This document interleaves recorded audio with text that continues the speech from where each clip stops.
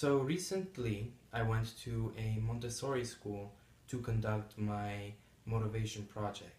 Now, the reason I did that is because in a normal public school, the motivation that students have to get good grades, those are more based on incentives. So they're taught that if you get a good grade, you'll get, if you get a good grade, you go to a good college. If you do well on this test, you get an A. It's all incentive based instead of an actual desire and urge. And in the case of Montessori teaching, that is the complete opposite. There's no incentive whatsoever. You're just given a lesson, or you're told you can do whatever you want. You have the choice to do something to do with math, to do with science. You can do terribly on it, and you're not going to get penalized for it.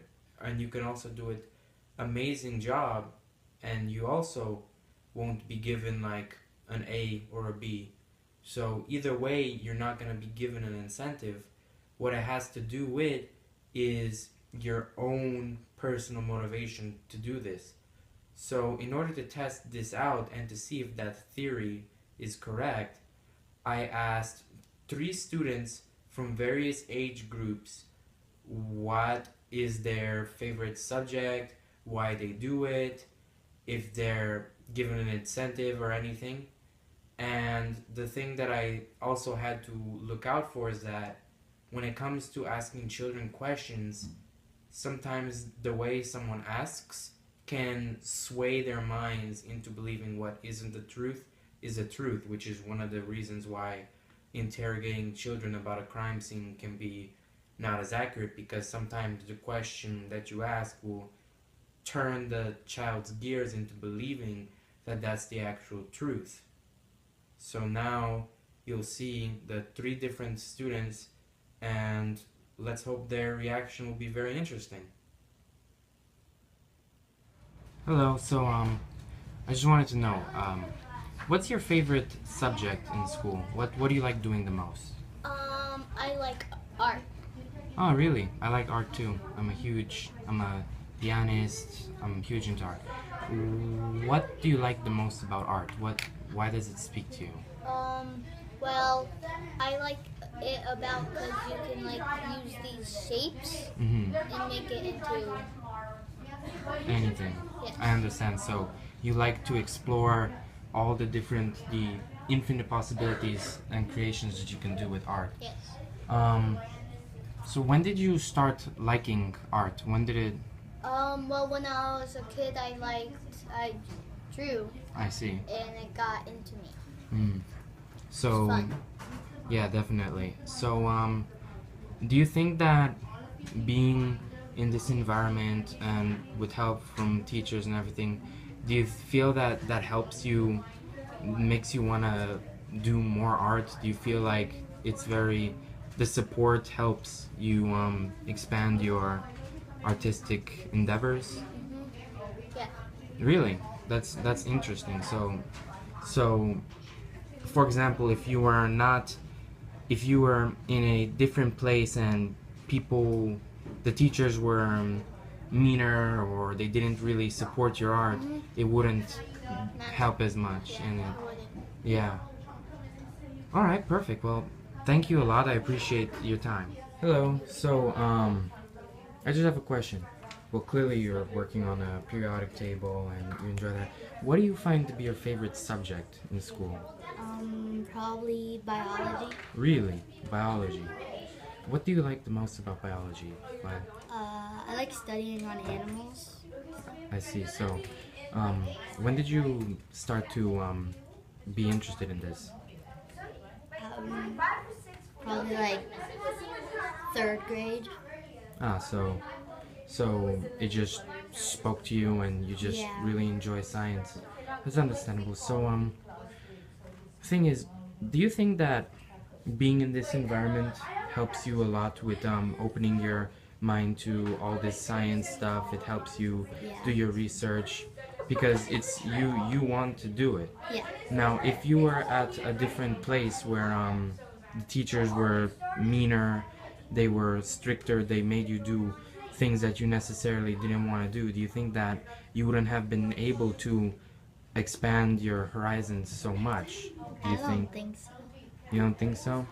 You think you still would have done the biology even if you were in a different Uh, I area? mean, maybe. I mean, they give you like stuff to do. You can't Yes, like exactly. choose your own work or anything. Yeah, and you think that it's nice that you can choose your own work, and it really helps you Yeah.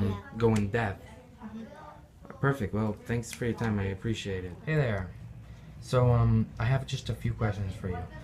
What is your favorite subject? What do you love the most? Math. Math. That's interesting. So when did you start liking math? Forever, basically. Forever? Yeah. It's just always been my favorite subject. And you've just always been able to study math. And what do you think that in this environment, in the Montessori environment, do you think that it helped you be able to focus on the math to do what you really like? Yeah. And do you feel that your teachers supporting you helped you really do and really get a love for the math? Yeah.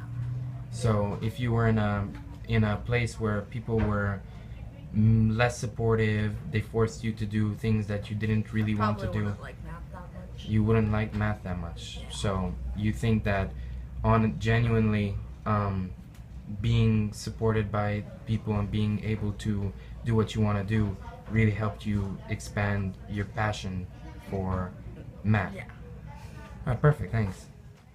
So, after viewing those three children who were of very different, who had very different interests, one being interested in art, one being interested in the sciences, and one being interested in math, all of the answers were exactly the same. All of the students believed that they are motivated to do what they see as their passion because of the free and open environment that a Montessori system uses. Without that belief of having to have incentives, they've been able to truly focus on what they see as their second motivator. They do not have to do what they don't want to do, but being able to do what they truly love allows them to do the things that they might not necessarily want to do. And also the open environment and supportive structure that a Montessori teacher uses also allow them to broaden their horizons and to also strive in their classrooms with their own personal motivation. Those three students had motivation themselves to do what they love. They were not told that they have to. They could do absolutely nothing, but since they've been so brought up with kindness and they've been able to do what they truly love, that allowed them to be better students. And it's also something that's in Maria Montessori's book, Understanding the Montessori Method. It is stated that that is caused by the inner teacher and the inner student within a person. So a Montessori child, in her theory, has a subconscious teacher, a subconscious desire to learn. And with this open environment where they won't have any incentives, that subconscious desire to do well in school and to do what they truly love is unlocked. But that's only unlocked through kindness and supportiveness from the teachers. So if, for example, let's think of it in a high school. If you have a nice teacher, like Mrs. Sizemore, for example, you're gonna want to do your work because of how supportive that teacher's been. But if you have a teacher who you just hate, you're not going to want to do the work for them. You're just going to do it poorly. And I've had that experience before, and I don't let that happen anymore. But when I was younger, sometimes if I didn't like the teacher, I would just do the worst work possible out of spite. And that cannot happen under a Montessori environment. Your mind will not be closed to those incentives. I need to get an A. I need to get a B. The reason I'm doing this, I might not even love math. I might hate math, but I have to do it if I want to get into college. I have to do this. I have to do that. That's not going to happen under a Montessori environment. And that is what I believe causes them to have so much motivation.